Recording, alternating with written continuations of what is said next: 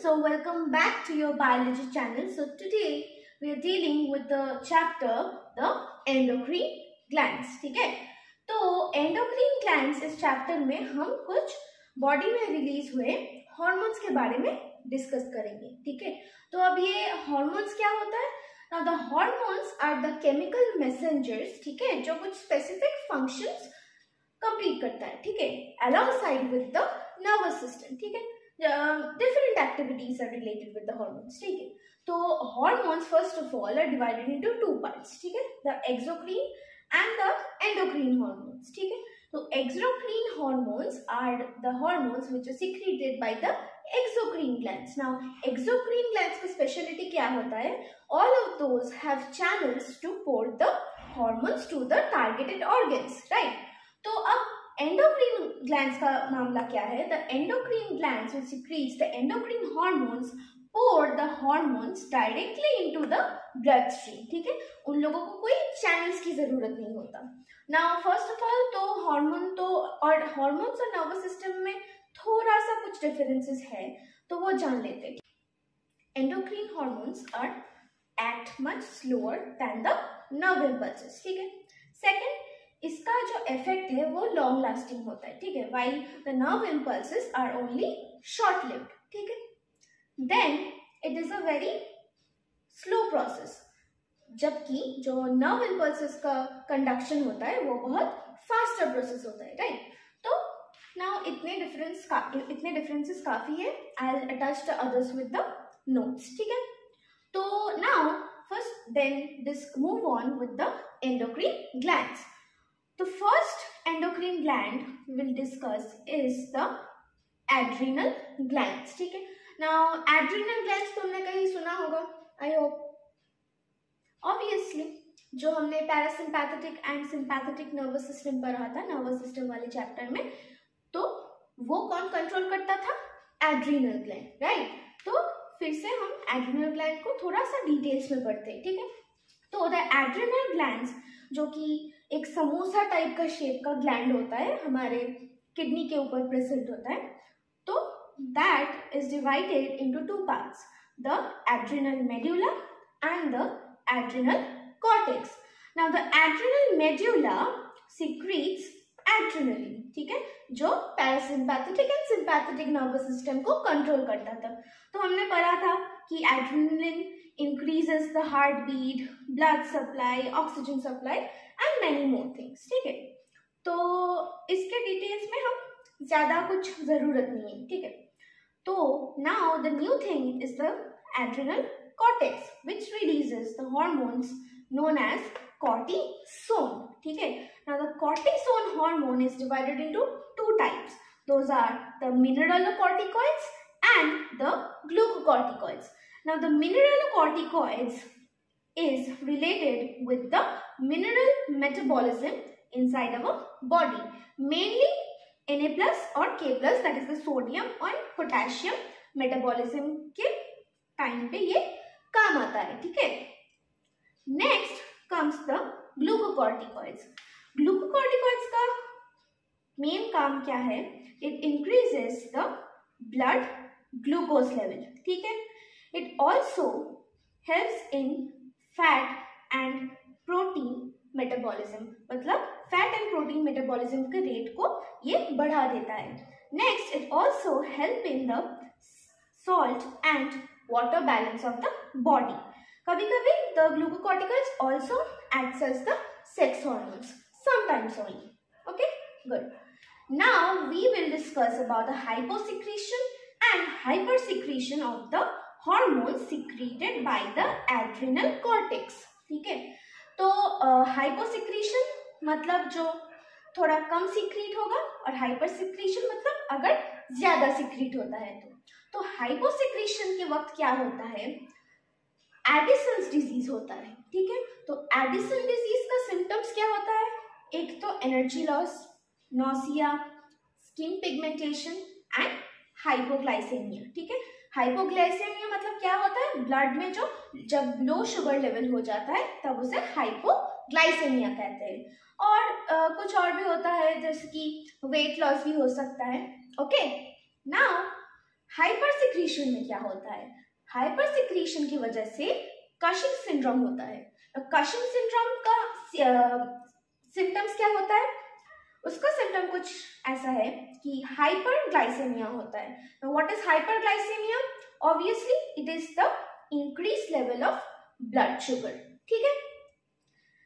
And obesity भी होता है और ऑस्टियोपोरोसिस। ना ऑस्टियोपोरोसिस क्या होता है, ना जो हड्डी में कुछ छेद हो जाता है, ठीक है, मतलब वो pores are formed in the bones, तो उसे हम ऑस्टियोपोरोसिस कहते हैं। Okay, another interesting thing which is known as the adrenal virilism. Now what is adrenal virilism? तो क्या होता है कि फीमेल्स में कुछ मेल फीचर्स दिखाई देता है और मेल्स में कुछ फीमेल फीचर्स दिखाई देता है, ठीक है। तो फीमेल्स में क्या होता है, there is the growth of moustache and beard and chest hair, ठीक है, मतलब इतना भी नहीं कि वो मेल जैसा दिखे, पर कंपैरेटिवली अदर फीमेल से ज्यादा हो जाता है।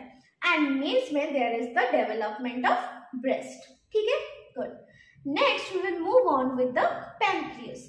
नाउ पैनक्रियास को हम पूरी तरीके से एंडोक्रीन ग्लैंड नहीं कह सकते, क्योंकि this is an endo exocrine gland because it secretes both exocrine hormone and endocrine hormone. तो एक्सोक्रीन हार्मोन के बारे में हम इस चैप्टर में डील नहीं करेंगे since it only deals with endocrine glands. तो एंडोक्रीन हार्मोन्स के बारे में पढ़ते हैं। तो the endocrine hormones of the pancreas are secreted by the cells known as the islets of Langerhans. तो आइलेट्स ऑफ लैंगरहैंस में 3 टाइप्स ऑफ सेल्स होता है। Those are the alpha cells which secretes glucagon, the beta cells which secretes insulin, and the delta cells which deals with the production of somatostatin. Now delta cells जो somatostatin secrete करता है उसके बारे में हम नहीं पढ़ेंगे since it is not in your syllabus, but let us discuss about the other two. तो इंसुलिन का काम क्या होता है, it helps in the glucose utilization by the body, and what it does is that it helps in converting the glucose to glycogen which is stored in the liver for future purposes, ठीक है। और glucagon का function क्या होता है, it helps in converting glycogen to glucose। तो यहाँ पे तुम देख सकते हो that both of the functions of insulin and glucagon are completely opposite to each other, right? That is, they are contrasting each other. तो these maintain the balance of the blood sugar level in our body, ठीक है। पर जब ये balance में गड़बड़ होता है तो क्या होता है, what happens when there is a hyposecretion of insulin, that is जब इंसुलिन कम सिक्रीट होता है तो क्या होता है, ऑब्वियसली कंपैरेटिवली ग्लूकागॉन का लेवल बढ़ जाएगा ना, तो उससे क्या होगा, डायबिटीज मेलिटस होगा। तो what happens is diabetes mellitus, it mainly causes hyperglycemia, that is the increased blood sugar levels, ठीक है। इस डायबिटीज मेलिटस को ही हम कॉमन लैंग्वेज में जो डायबिटीज बोलते हैं वही है। तो और भी कुछ सिम्टम्स होता है जैसे कि frequent urination, sudden weight loss, then loss of appetite, all these are the symptoms of diabetes mellitus, ठीक है।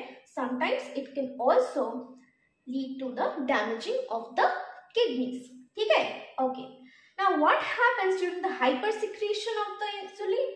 नाउ इंसुलिन की हाइपर सिक्रीशन की वजह से हाइपोग्लाइसेमिया होता है। नाउ इंसुलिन हमारे बॉडी में ग्लूकोज लेवल घटाता है, राइट। तो ऑब्वियसली अगर ज्यादा सिक्रीशन होगा तो हमारे ब्लड में ग्लूकोज की कमी होगी, ठीक है।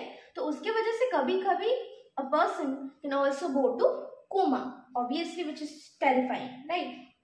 Now what happens is that while treatment of the diabetes mellitus सब लोग इंसुलिन इंजेक्शंस लेते हैं, ठीक है। तो इंसुलिन इंजेक्शन अगर कभी कभी ज्यादा हो जाए बॉडी में तो क्या होगा कि there will be excess amount of insulin in our body, that thing is known as the insulin shock, that is the sudden increase of insulin levels in our body is known as insulin shock. तो ये ठीक करने के लिए हमें क्या करना पड़ता है, दैट इज कभी that we can bite into something sweet, तो तब ग्लूकोज में शुगर लेवल फिर से नॉर्मल पे आ जाता है, ठीक है। Okay, I hope you have clearly understood, good. Okay, so now let us move on with the thyroid gland, ठीक है। तो थायराइड ग्लैंड हमारे थ्रोट में प्रेजेंट होता है, ठीक है, जो लैरिंक्स के आसपास ये बटरफ्लाई शेप का एक ग्लैंड होता है, ठीक है। तो वो बाइलोब्ड है, तुम्हें दिख ही रहा है यहाँ पे। तो it secretes two type of hormones, ठीक है, एक तो थायरॉक्सिन और एक हार्मोन वो सिक्रीट करता है वो है कैल्सिटोनिन, ठीक है। ओके, नाउ कैल्सिटोनिन के बारे में हमें डिटेल्स में भी नहीं पढ़ना है। तो थायरॉक्सिन क्या करता है, it regulates the BMR of the body. BMR क्या होता है, द बेसल मेटाबॉलिक रेट, मतलब बॉडी का जो मेटाबॉलिज्म होता है वो थायरॉक्सिन कंट्रोल करता है। It also helps in controlling the general growth of the body temperature, ossification of bones and few other functions. Okay, तो hyposecretion of thyroxine के टाइम पे क्या होता है, 3 things can happen. Simple goiter, which happens due to the less iodine presence in our body. Simple goiter में क्या होता है, जो हमारा ये जो नेक एरिया होता है वो स्वेल हो जाता है, ठीक है। नेक्स्ट क्या हो सकता है, क्रिटिनिज्म हो सकता है, ठीक है। Cretinism mainly happens in children and it may lead to dwarfism and also may lead to mental retardation, ठीक है। मिक्सडेमा में क्या होता है, मिक्सडेमा में जो हमारा बॉडी होता है वो स्लगिश होता है, ठीक है, और it can also lead to the swelling of the face muscles. Okay, good. Next comes the hypersecretion of thyroxine. तो जब थायरॉक्सिन ज्यादा सिक्रीट होता है तब क्या होता है, it leads to exophthalmic goiter.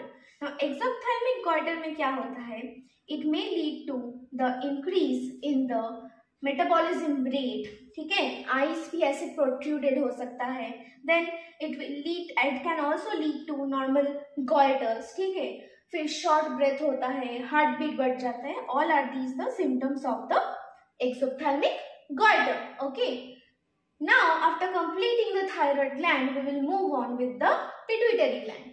Now pituitary gland के बारे में भी तुमने पढ़ा है पहले, ऑब्वियसली नर्वस सिस्टम में जो हाइपोथैलेमस में जो ग्लैंड था वो है pituitary gland. Now pituitary gland is known as the master gland. Now why? Because this pituitary gland secretes the hormones which in turn controls the functioning of other endocrine glands, ठीक है, वो all other endocrine glands को control करता है, ठीक है, that's why it is known as the master gland. तो इस pituitary gland as you can see here has 2 lobes, the anterior lobe and the posterior lobe. Now anterior lobe क्या क्या hormone secrete करता है, first of all it secretes the GH, that is the growth hormone, also known as the somatotropin, ठीक है। Its deficiency leads to dwarfism in young children, ठीक है, मतलब जो ग्रोथ रुक जाता है। Next over secretion in the children, it leads to the gigantism, ठीक है, अचानक से एक बच्चा नॉर्मल से कुछ ज्यादा ही बड़ा हो गया, जैसे कि 8 feet, 8.5 feet, this is not a normal height, right. Okay, now if in adults अगर यहाँ पे ओवर सिक्रीशन होता है, ठीक है, it leads to acromegaly. Acromegaly में क्या होता है, जो हाथ होता है वो मतलब बॉडी से बड़ा हो जाता है, ठीक है, और कुछ बॉडी से ज्यादा, अपना फेस जो होता है वो बॉडी से भी ज्यादा बड़ा होता है, there is no structure to that, ठीक है, लाइक एबनॉर्मली जो हाथ होता है, the fingers, the face increases in size, ठीक है, and the person become totally square jaw, which is not normal. Okay, now कुछ और भी हॉर्मोन्स होता है जो एंटीरियर पिट्यूटरी सीक्रेट करता है, दोज आर द TSH और द थायराइड स्टिमुलेटिंग हार्मोन। नाम से पता चल रहा है that this controls the functioning of the thyroid gland. Next it secretes the gonadotropic hormones that are the sex hormones, and the ACTH which are the adrenocorticotropic hormone, ठीक है। Now इनके details में बारे में हम बाद में higher classes में पढ़ेंगे, ठीक है। Next, what the posterior lobe of the pituitary secretes is the ADH or the vasopressin. ADH stands for anti-diuretic hormone, ठीक है। तो anti-diuretic hormone या फिर vasopressin का function क्या होता है? is that it mainly increases the blood pressure level and it helps in the water reabsorption by the kidney tubules, ठीक है। तो मेन वाटर रीअब्जॉर्प्शन कौन कंट्रोल करता है? ADH. So this is obviously very important for our body.